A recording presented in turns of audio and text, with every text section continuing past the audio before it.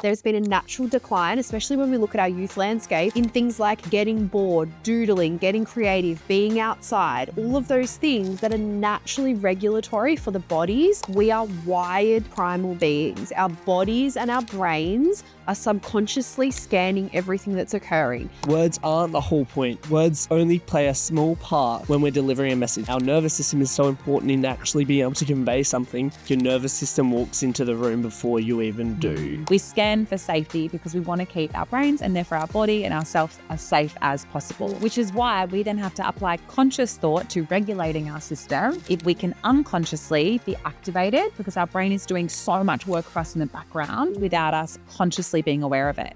Podclass acknowledges the traditional and true custodians of the land we meet on here today, the Wurundjeri people of the Kulin Nation. We're grateful to be here. So no one told you teaching was gonna be this way. Your lesson plans are jokes, your patience broke, you're feeling in disarray. It's like you're always stuck in report writing, when it hasn't been your day, your week, your month, or even your school year. But I'll be here for you When the students start to riot, I'll be here for you. even if your coffee is gone cold, I'll be here for you, 'cause you're there for them too. Hello, everyone. Welcome back to Podclass. As always, you are joined by myself, Amanda, and my two friends. Hello. Hi, I'm Will. Hi, G'day, Will. Sorry, that was so awkward. Excited to be here. Will was saying just off air before we started, he was like, I feel like my brain's just really processing everything at the moment. I feel like And that I was like, really this has gem never of it. happened in my life. You really thought about that "Hi, I'm Will" phrase. I really did. Wow. We are excited to be back for another episode. This is the one about your nervous system. Ooh, and I feel like I'm so excited for this episode. We all are, because the nervous system and like being regulated, being dysregulated, being triggered, this is all language that has become so common. It's like very much circulating in schools, in our landscape, it's circulating online. And I think it's so powerful if we're going to be using this language to understand what does it mean, what does it look like, and also fundamentally having an awareness of our nervous, we have an awareness of our physical body, having an awareness of our nervous system is exceptionally crucial when working with young My people. first experience ever dealing with my nervous system was Amanda telling me to just put my feet in the air against the wall. Oh, yes. And I'm glad to say that we'll dive a little bit deeper than that today. We will, but let me just explain that. So you bless your cotton socks. You were I a think little just leave everyone hanging. I think just Will was a little dysregulated, and what happens when we're dysregulated is extra blood flows into our limbs as we move into a survival state, and lots of us will have heard of fight or flight or freeze or fawn, and Will was in a bit of a survival state. And when you lay down and put your legs up, it encourages that blood flow back into your organs, which is naturally regulatory. So that's which what's makes going on. logical Yeah, it sense. does. But when you see someone just lying on the ground with their feet Yeah. in the Oh, air, it you're was like, a what time. the heck It is was going a- on? it And was a maybe time. if you're feeling unregulated now, please enjoy the rest of the episode from the floor. And I think my probably experience of the nervous system has come to light even more strongly in the last few months. I have recently become a parent, and there is so much out there about the nervous system and the importance of regulation in the parenting community as well. So if you're a parent listening, hello, hi, I see you. And I really have felt that just with like having a crying baby on you and making sure that your own system isn't activating in response to the stimulus in your environment. So being able to remain regulated, I know the difference between when I'm in a regulated state and I'm holding my baby when they are maybe having a hard time.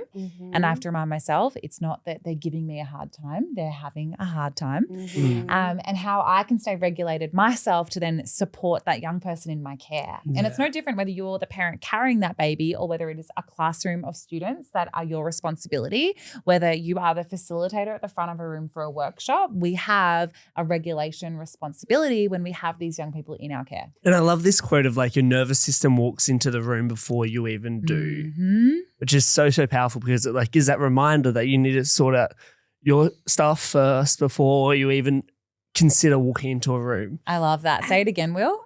You need to. No, your nervous system. Your nervous system walks into the room before you even do. Yes. It's so true. And yet we're not discussing our state and the role that our state plays in leading, in guiding, in teaching enough, in my opinion. So I feel like we know, right, what a dysregulated nervous system looks and feels like. But if you're like, I don't know what that is, if I'm dysregulated, what actually does that mean? What are some of the things that might indicate that we aren't regulated? Rapid fire. Your breaths are moving fast. Your words are moving fast. Your body's moving fast. Maybe a bit of withdrawal, sweaty palms. Racing thoughts. You might be feeling a bit stiff in the neck or shoulders or jaw. Everything is focused on everything but where you are. You are very easily annoyed and taking things very personally. Yeah, everything feels like a mirror. Everything feels like it woke up and was designed to annoy you that day, like everything. Yeah, fuse is much shorter. People who you normally have a lot of time for can become really, really irritating in your space.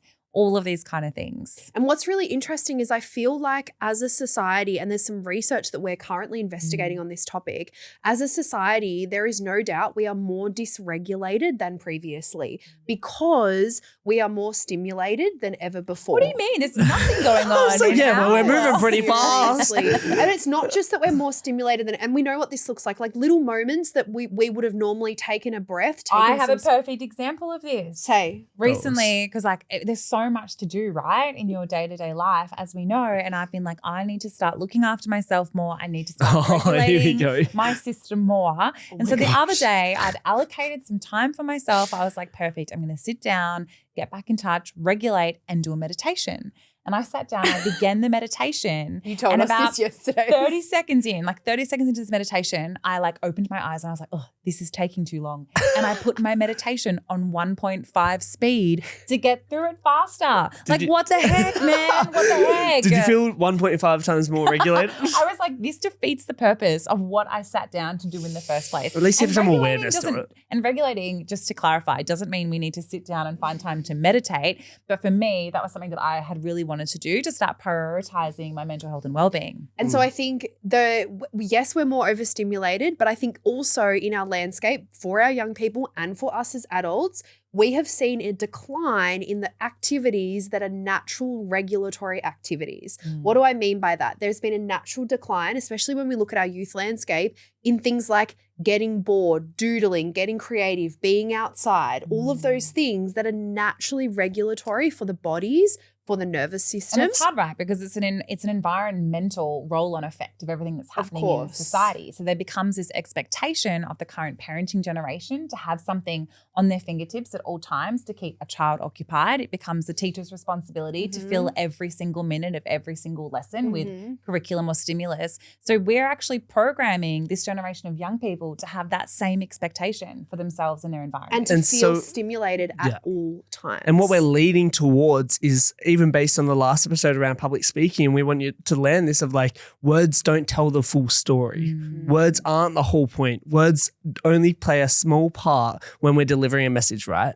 Our regulation, our nervous system is so important in actually being able to convey something, but also feeling good about the way that we do it. No, and we can't be like, I'm really calm and regulated. They're my words. But if my body is tense, I'm really calm and regulated. At the age-old, I'm fine. I'm literally fine. Words are not everything. Let's just acknowledge no one is fine and move on. No.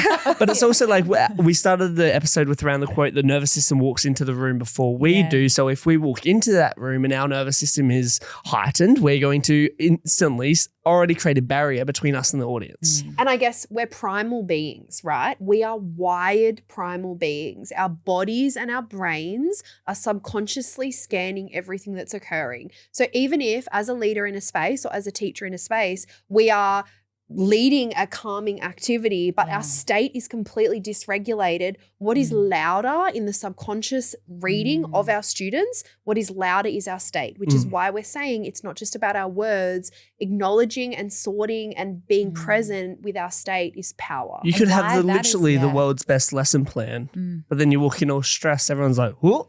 And for our young people that we're supporting in that moment, it is essential that we're regulated, particularly for our young people who may have experienced trauma in their lives. Their little systems are on even higher alert than other students may be in the space. And if they sense any kind of like their safety is being threatened in any way, and our nervous system itself can do that or can present in that way for them, no learning is going to take place in that moment either. And I guess it feels like a good time to reference the word trigger, which has become very commonly used in our vernacular now. I got triggered by this, or you got triggered by this, or this was a triggering situation. And where that actually comes from is it's directly related to the nervous system and our nervous system dysregulating. So something occurs, and I think we're using it we're throwing it around a lot more commonly, whether our nervous system fires or not. It's happening in a lot more casual conversation now.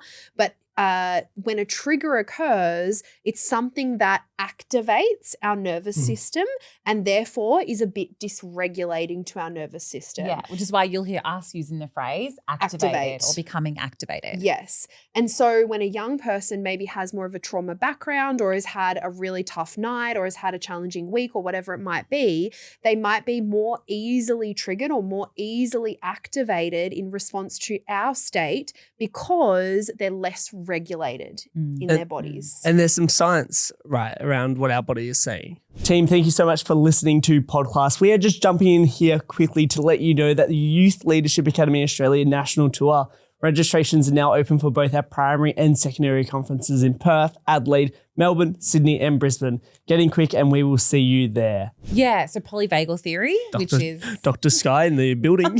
Sorry, not Dr. Skye, not a qualified doctor. It's something that you learn in education, and it's something that comes up every now and then when you do any kind of PD. So polyvagal theory for educators listening won't be anything new, but it was a term, I guess, coined by Dr. Stephen. Is his last name, is it Porges? Is that how you say it? You know, I'm not actually sure how Let's you go say with Porges. it. I always make up. Does anyone else read a word and make up how it sounds in your head? Oh, that's how I spell I remember words. when I first started reading Harry Potter and the Philosopher's Stone, and I thought that Hermione's name was Hermione. That's how I read it for a long time. So the movie's not great. out before the book That's in so your time. No, the movie was. Oh my gosh! Will You know you're on a couch with a Masara. Gen Z. Sorry. Oh, are they books? I thought they were films. So Dr. Stephen Porges. That's how So I read it in my brain. It's essentially what we've been talking about, right? So he just basically talks about this idea of neuroception, which is the fact that our brain is hardwired to protect us. We are constantly on the lookout for any kind of threats. We scan for safety because we want to keep our brains and therefore our body and ourselves as safe as possible. The thing is that it's unconscious, right? We are just hardwired this way, and it's often instinctive. So it's quite like that animalistic sense of protecting primal. ourselves. It's not going to really be primal. logical, right? No. It's not going to make sense all the time. Exactly right, which is why we then have to apply conscious thought to regulating our system if we can unconsciously be activated, because our brain is doing so much work for us in the background without us consciously being aware of it. And it literally isn't where it's you're right, Will, that it's not logical. And in fact, our prefrontal cortex, which is our logical thinking brain, actually disengages when we become activated. And it's very much our amygdala and our survival brain that really kicks into gear. And so it's entirely subconscious. So we have a responsibility as the leader, as the teacher, as the adult in the space to be aware of our system, because a dysregulated adult cannot co-regulate with a child. And I want to be really clear as well, and I think we all do, of like, when we say you need to be regulated or you should be regulated, we don't mean to be robotic. You don't need to be calm 100% of the time. Like, that's unrealistic as well. Yeah. And you can be regulated and still feel stress. You can be regulated and still feel busy. But being regulated is, I like to think of it as like being where your feet are and being able to be present and grounded and anchored regardless of potentially the external stimulus that's going on around you. Yeah, you can be regulated and be funny and play around and jump around and have a laugh. And it doesn't look like sitting and meditating, right? At 1.5 times speed. But it's more, and so it's more about how it feels than how it looks. And we kind of train, right, because so much of that brain protection happens subconsciously. We're not even aware of it unless we tune in sometimes to even know we're activated, until we tune into ourselves and our body. When we train public speaking, when we train facilitators and presenters, we would train them to just assume that there is some kind of activation going on in your body. So before we start, or before we walk into a classroom, or before we walk onto stage, assume that we need to regulate. Figure out what are your quick and fast regulatory things or tools in your tool belt, and do those regardless of how you think you may be feeling, because our subconscious brain is always trying to protect us. So what are some of those really simple tools and strategies that we can use that we can help regulate ourselves in the moment? I mean, you know what I'm going to say. For me, Breathing? No. the breath is so powerful, and there's a key distinction. As long as our exhale is longer than our inhale, we are actively regulating our nervous system. Fun fact, they teach that in birthing class too. Ooh. Oh, wow. So, and you'll see it with young people, right? If the inhale is longer than the exhale, it is actively escalating the system. And you see that in like a tantrum. Should I demonstrate? It's like, right? That is actively escalating and activating the system, compared to an inhale being shorter than the exhale. That is actively regulatory. A couple of deep breaths is phenomenal, or some box breathing, or some finger breathing, whatever it might be. Literally, my one is like body movement, right? Just the moving of the shoulders. And holding so much tension, right, in our jaws, like relaxing our jaw is a really good one. Ooh. Just like literally just dropping, feeling your jaw drop. Notice that we're holding tension there. And same thing in our shoulders. Because if our shoulders are tight, we are not diaphragmatically breathing and using our breath well either. So dropping our shoulders and being really conscious of that. And probably one that's been implemented into my life in the last like year is often when I'm on stage, it's also like an event day or a camp day or whatever it may be. And it's that pausing instead of rushing.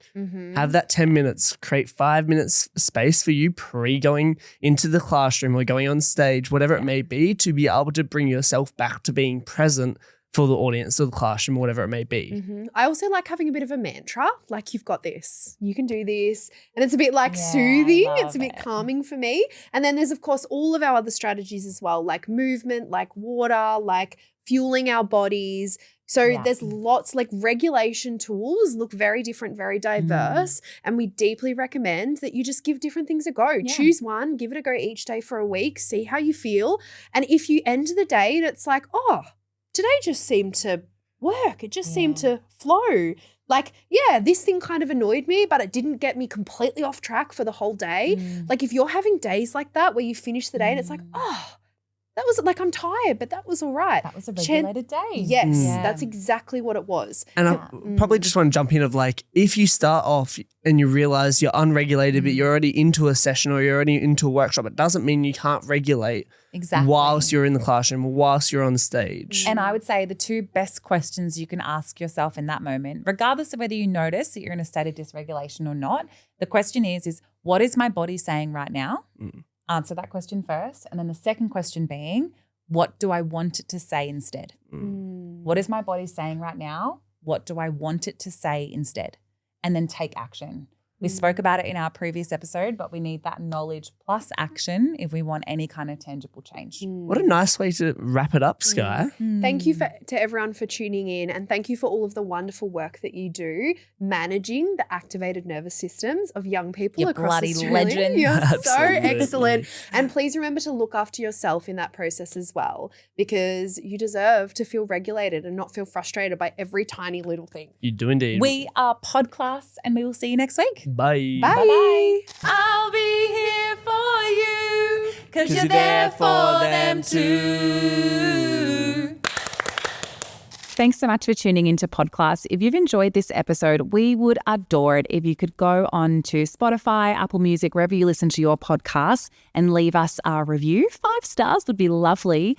We would love to get this podcast into as many ears as possible so we can help and support as many people as possible who help young people. And if you're not already doing so, please go along to Instagram and follow us at podclass.aus.